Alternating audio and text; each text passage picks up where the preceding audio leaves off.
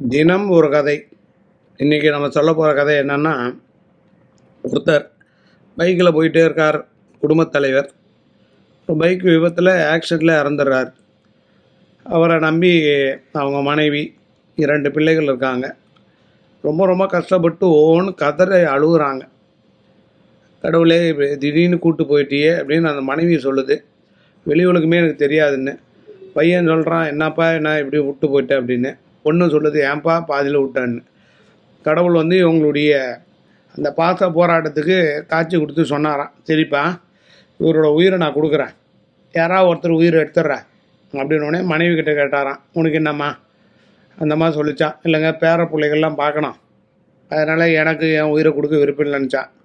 2வது ஆள் சொன்னாங்களாம், பொண்ணு, நான் திருமணமாகி குழந்தைகள்லாம் பெற்று வாழ்க்கை வாழணும், நானும் என் உயிரை கொடுக்க தயாராக இல்லைன்னு.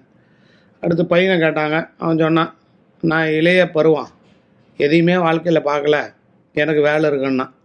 உடனே கடவுள் சிரிச்சுக்கிட்டே சொன்னாராம், எல்லாருக்கும் ஏதோ ஒரு வேலை இருக்கு, இவருக்கு வேலையே கிடையாது, அதனால தான் இவரை நான் கூப்பிட்டு போயிட்டேன் அப்படின்னாராம்.